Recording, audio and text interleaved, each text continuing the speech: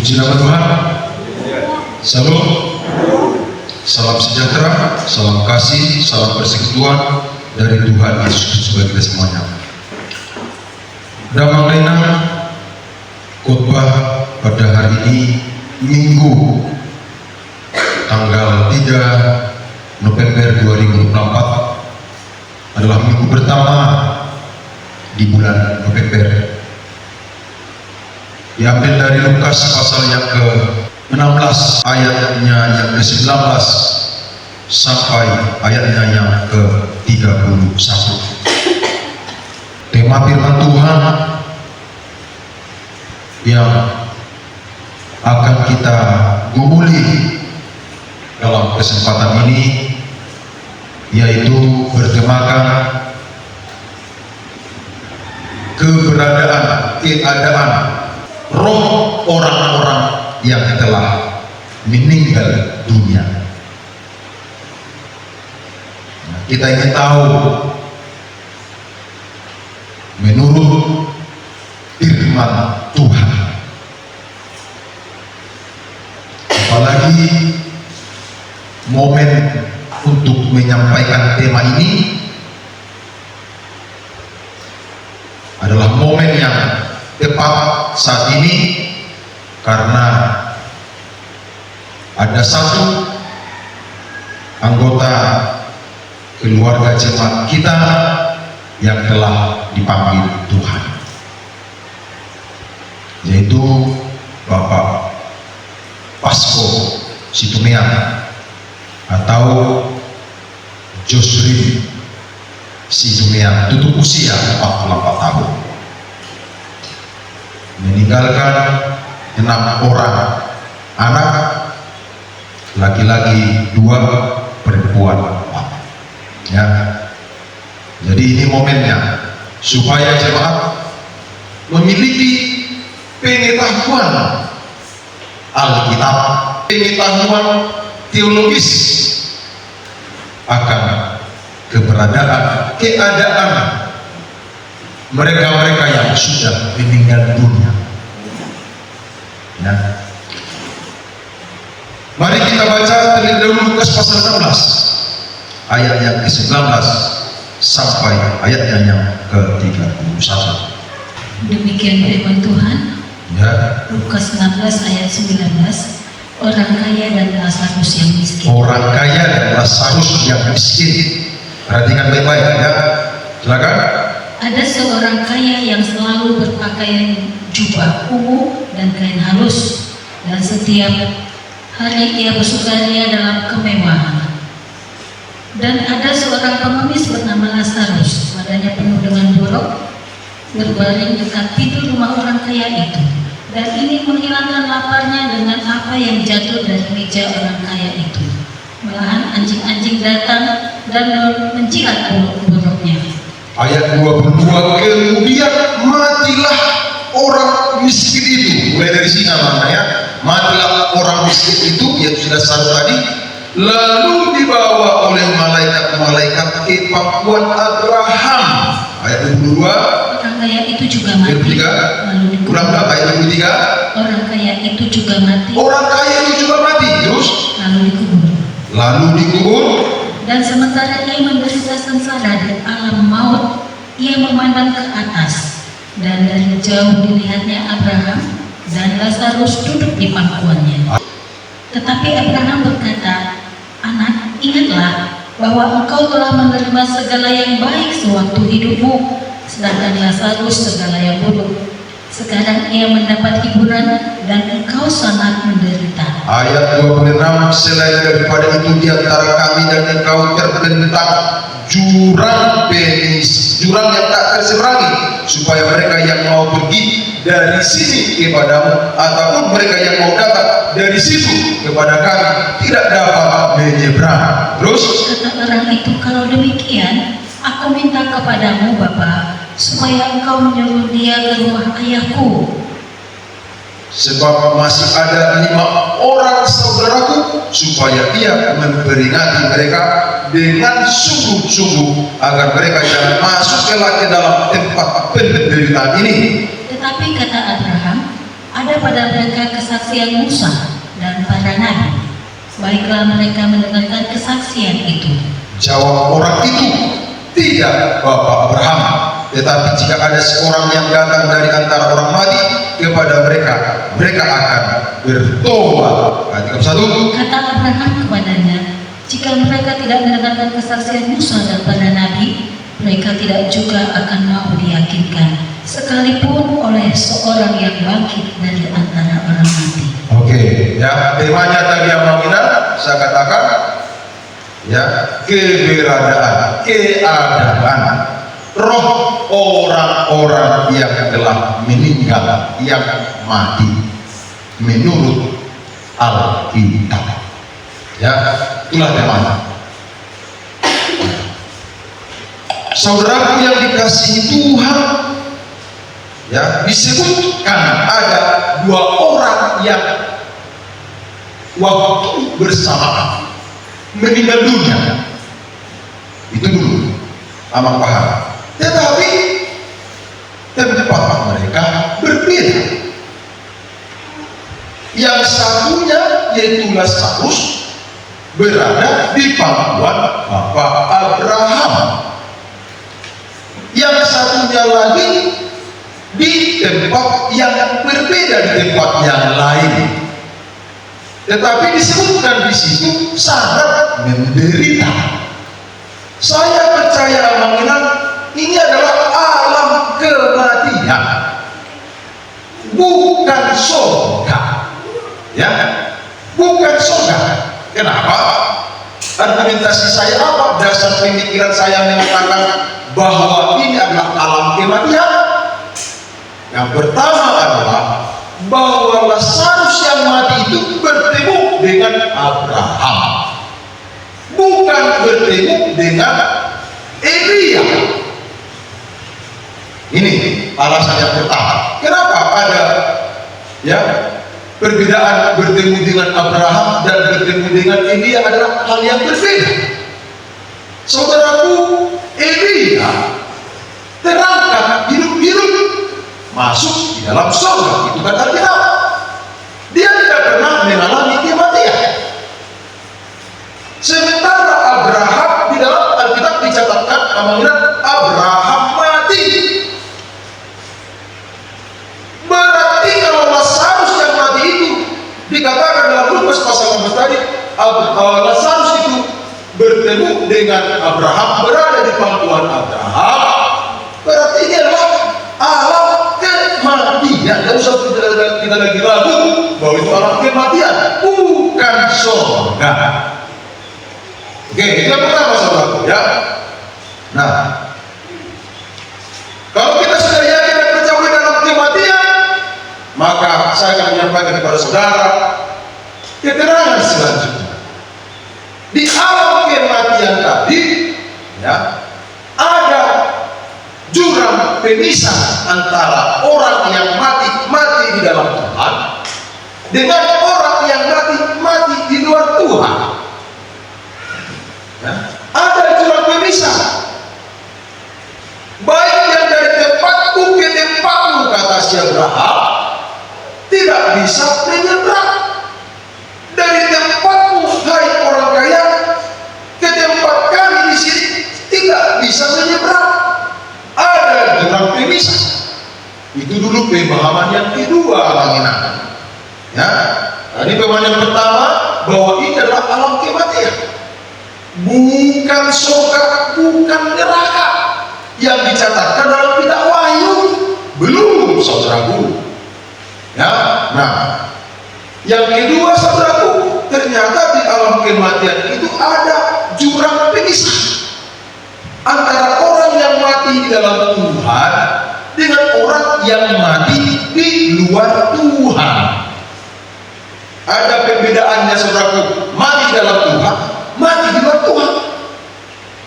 Itulah sebabnya, saudaraku, kenapa ada dibedakan itu. Wahyu pasal yang ke-14 ya, ayat 13 berkata, berbahagialah orang yang mati di dalam Tuhan sejak sekarang ini, sungguh kata Roh, karena mereka telah berhenti dari segala jerih payah adalah mereka. Coba buka Wahyu pasal 14 ayat 3, cepat.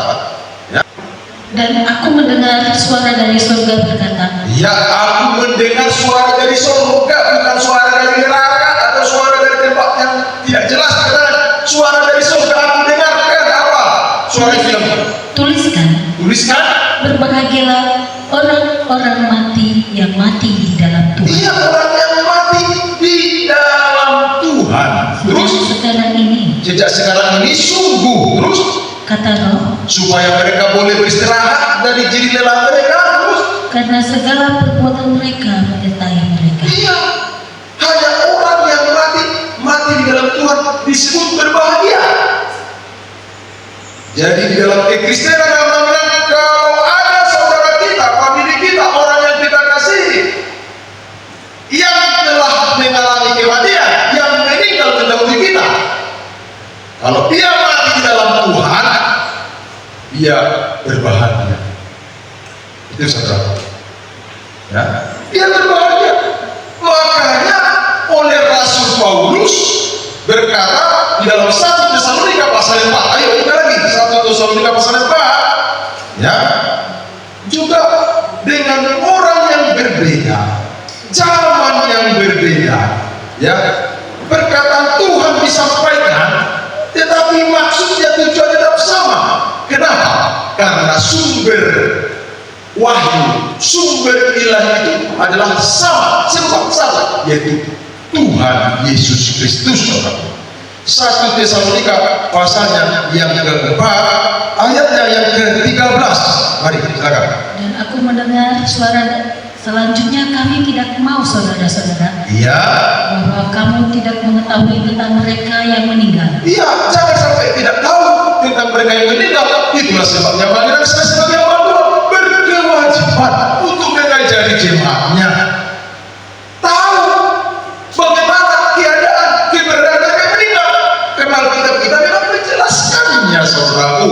Terus Supaya kamu jangan berduka cita seperti orang-orang lain yang tidak mempunyai iya, pengharapan. tujuannya supaya jangan berduka cita seperti orang lain yang tidak mempunyai pengharapan. Kita punya pengharapan, saudaraku, di dalam Kristus Yesus. Makanya oleh Rasul Paulus lagi kepada jemaat di Filipi 1 ayat 21. Sebab bagiku Kristus hidup adalah Kristus, mati adalah keuntungan. Ya, Filipi 1 ayat 21. Sebab bagiku hidup adalah Kristus, mati keuntungan. Keuntungan itu bukan mati.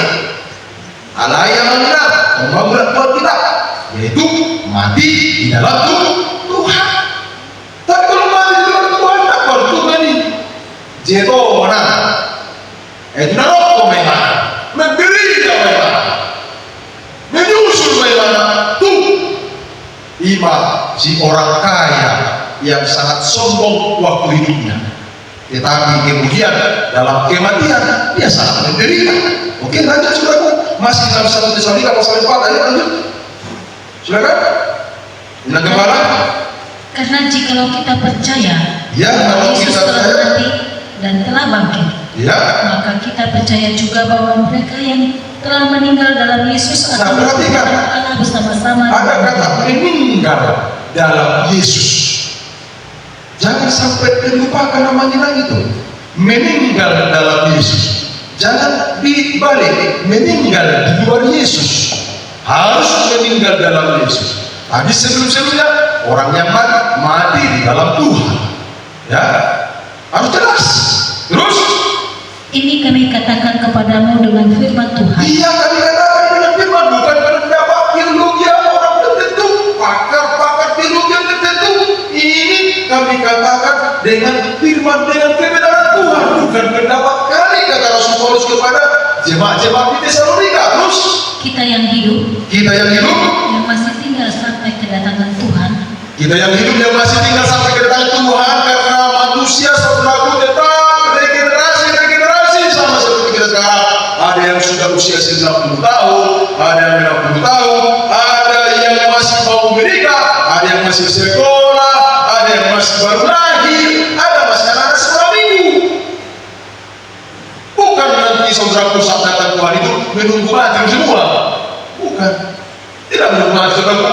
Tetap seperti keadaan yang sekarang. Ada yang baru lahir, ada yang sedang hamil lagi, ya kan? Ada lagi yang baru berumah tangga, tapi ada juga yang sudah ompong.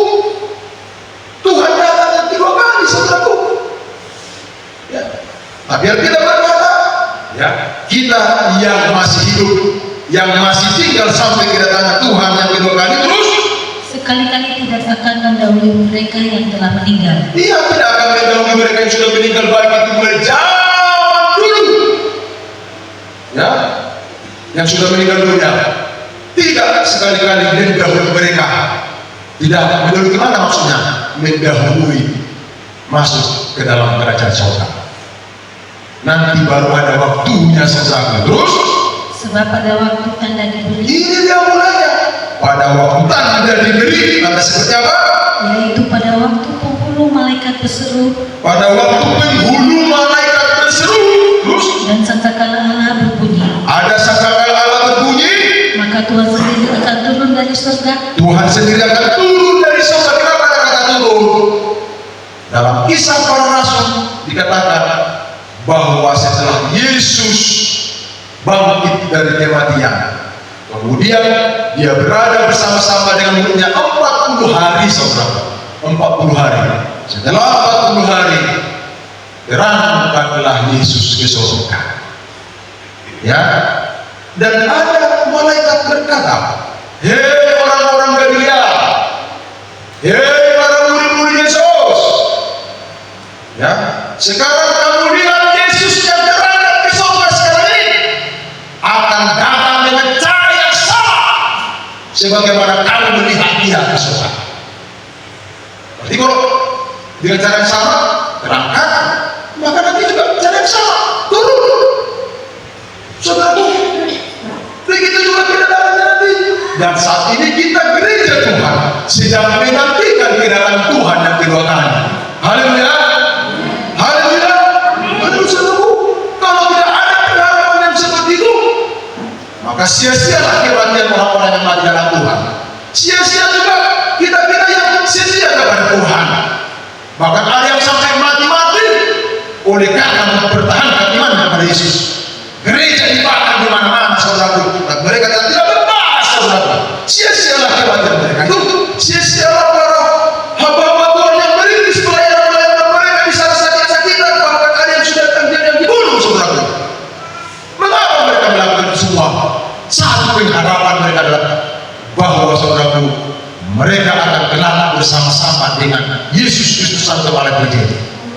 Kita pun ada di sini kalau kita mempertahankan iman kita, juga karena ada pengharapan yang hidup bahwa kita telah bersama-sama dengan Kristus. Ada kan? Begitu, saudaraku.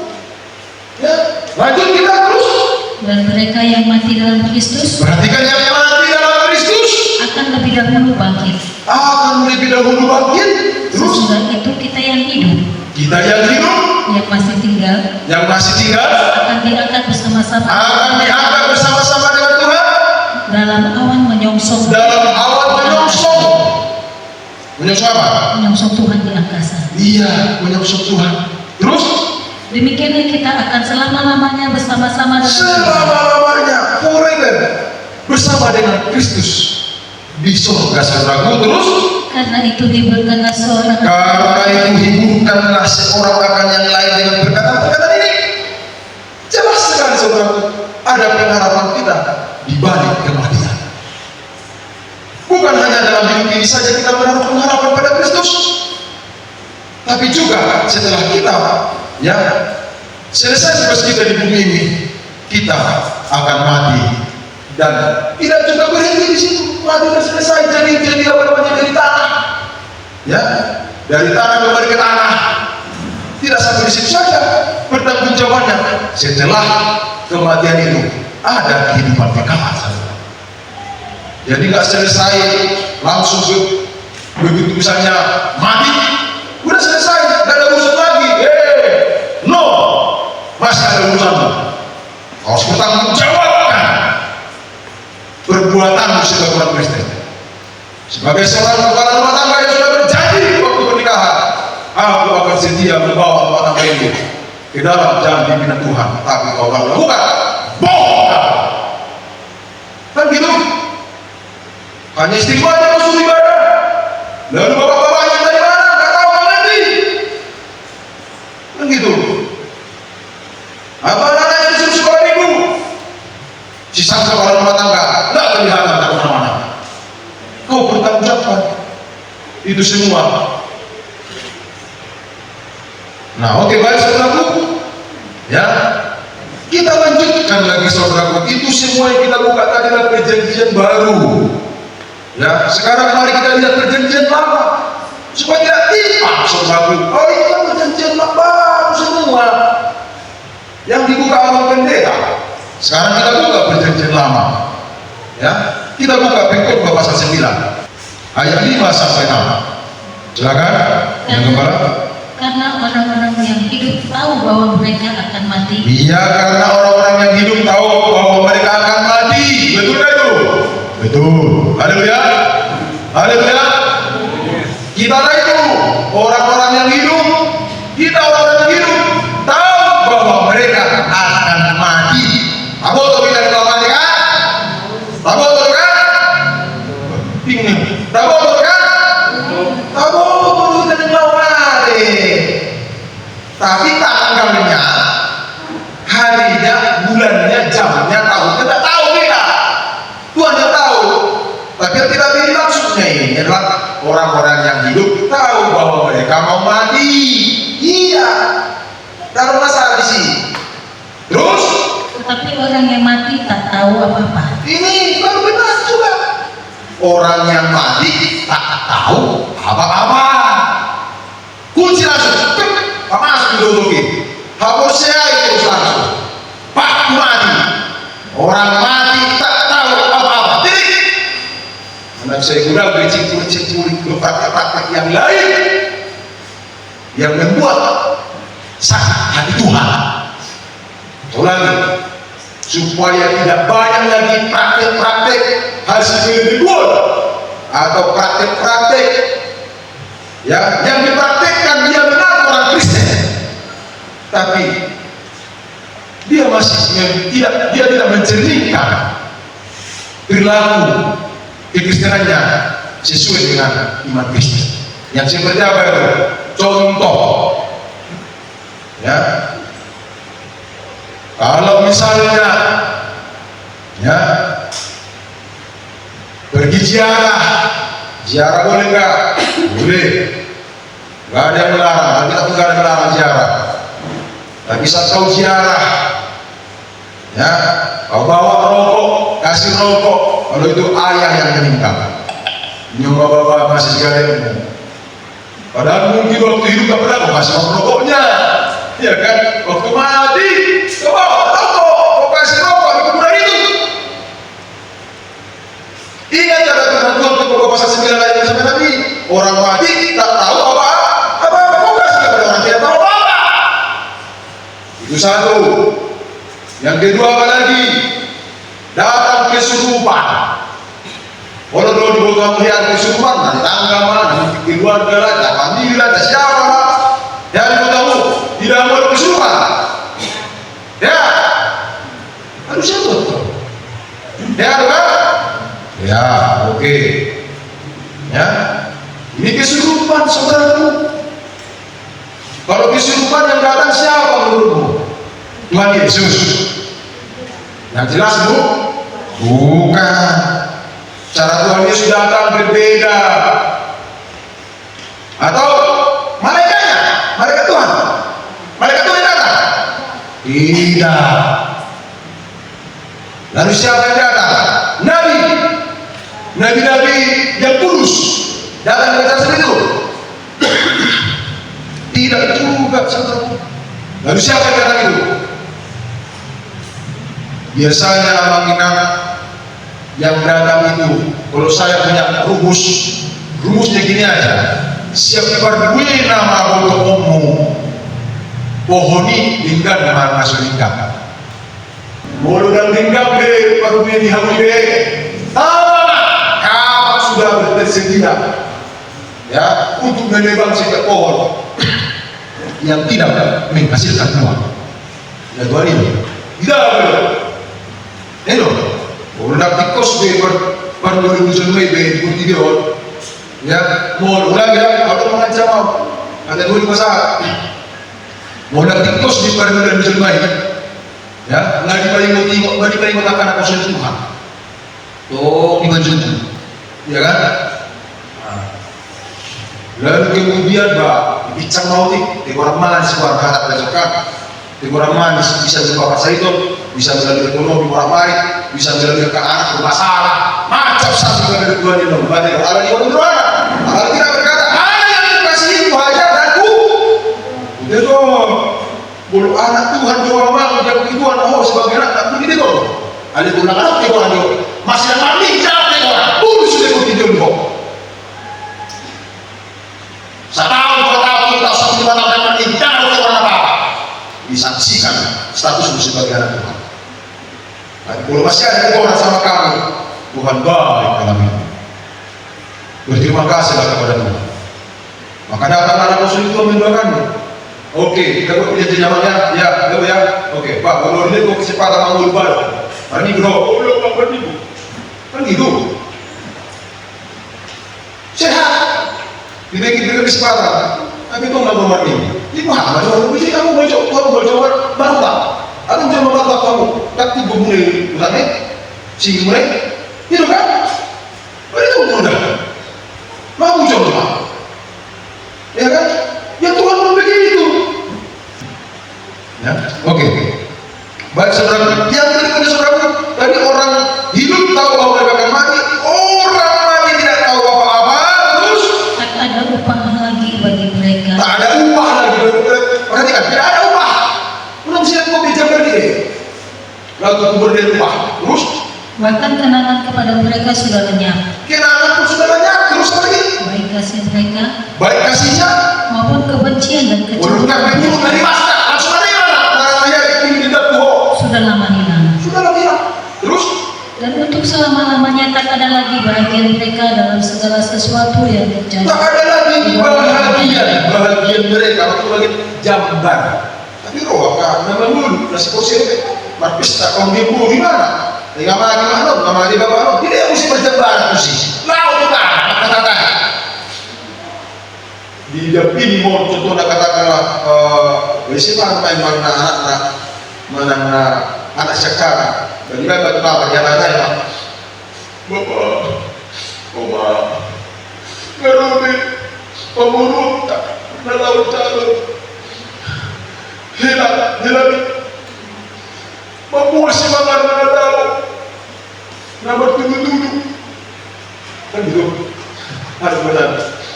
Jadi bapak oma, dan bukti kurang yang bahasa dari sekolah.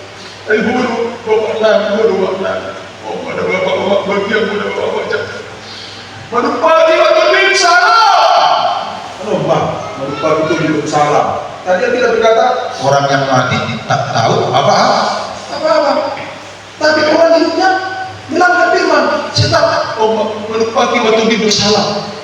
Alkitab berkata orang yang mati tak tahu apa-apa. Tak tahu apa. Tidak ada lagi bagi mereka. Tidak ada upahnya lagi kebenciannya. Kasihnya tidak ada lagi. Saya coba nama dulu karena hak Kristen ada sejarah seperti itu mesti dia bersejarah di alam semua ini. Lalu pagi masalah bapak.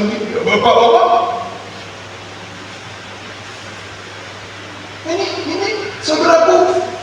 Saya tidak punya wewenang untuk bicara orang lain. Tapi di GBD orang ini. Amangina.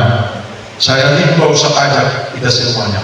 Jangan kita buat Tuhan yang membenci kita gara-gara kita melakukan yang tidak disukai Tuhan. Ya. Kenapa? Dibenci.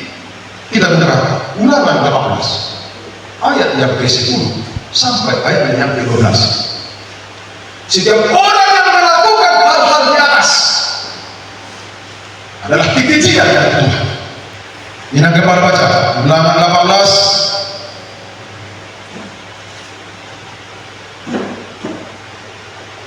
slide ini ayat 10. Yang Di antaramu janganlah didapati seorang pun yang mempersembahkan anaknya laki-laki atau anaknya perempuan sebagai korban dalam api. Ya, dari pilihan wabi terus apa lagi? Ataupun seorang yang menjadi petenung, Si orang yang menjadi petinung martondun. Terus seorang peramal, seorang penelaah, seorang penyihir, tidak boleh, jangan didapati di antaramu yang seperti itu. Apa lagi? seorang pemantra, Memantara sudah bersiulo, lalu tabas-tabas ya tabas jangan ada terus. ataupun seorang yang bertanya kepada Iya, merukun bumi nawari bertanya kepada Allah. Merukun pemenang dari sumpani, merukun bumi nawari. Ya terus, atau kepada roh peramal, atau kepada roh peramal yang berfungsi terus. atau yang meminta petunjuk kepada orang-orang. Manggil petunjuk kau tu, bumi nawari. Nah, kalau bertanya, yang mengikuti petunjuk terus. Sebab setiap orang yang melakukan hal-hal ini Perhatikan. adalah kebencian bagi Tuhan. Sebab setiap orang yang melakukan hal ini adalah kekejian bagi Tuhan. Bayangnya, nggak jelas kan? Dan bagi orang mau, hati itu orang melakukan kekejian bagi Tuhan. Kamu nggak terserah mana. Terus Dan oleh karena kekejian-kekejian inilah Tuhan Allahmu menghalau mereka dari hadapanmu. haruslah engkau hidup dengan tidak bercela di hadapan Tuhan Allahmu. Sebab bangsa-bangsa yang daerahnya akan kau duduki ini mendengarkan kepada peramal atau petunjuk, tetapi engkau ini tidak diizinkan Tuhan Allahmu melakukan yang demikian. Ini jelas. Dan diizinkan dan dipaluas Tuhan Allah Kristen membelah akan nasi somoni. Karena orang mati tidak tahu lagi apa-apa. Jadi ngapain lagi kita lagi percaya? Walaupun itu baik kali bapak atau mama ataupun kita itu tunggu waktu zaman dia hidup. Tak perlu dia panggilan dia dong jam putusi. Tak perlu dia dong marpanu putusi. Tak perlu dia soalin deh. Roman satu kita dimiliki asa basahat asahu basahat nadirotun. Tak perlu dia. Walaupun tahu ini, dalam kesalahan ini haknya orang menciptakan lagu itu, dan memang banyak menyukainya, ya kan? Tapi substansi, memang dia kan menciptakan dari itu dan dia tahu tadi loh. Si tahu raya orang ibu itu nyalakan. Mana tahu betul saya kata itu kan nada tabat betul. Birit dari tabat betul. Nama pokok si aku, Yesus atau Yesus tak ibu, tuh. Begitu memang. Soal nanti kemudian jemaat setelah mendengarkan firman, toh Musa ada ulama berapa, ada usaha berapa, jadi berapa? Urusan masing-masing namanya. Tuhan Yesus berkata semua. Salam. Ada musik. Ya, sekali lagi keadaan orang-orang yang meninggal dunia menurut Alkitab. Oke, itu saja.